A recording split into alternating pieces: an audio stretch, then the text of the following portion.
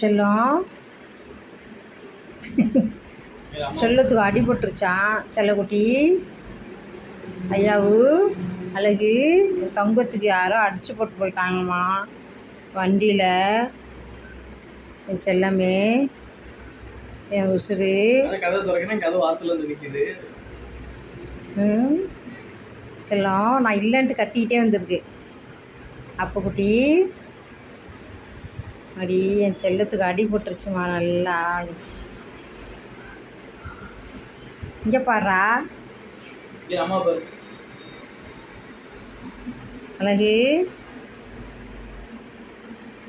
நல்லா சாஞ்சிக்கிட்டானே.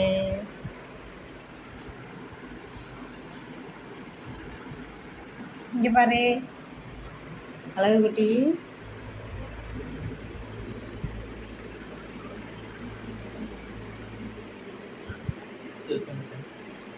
அழகு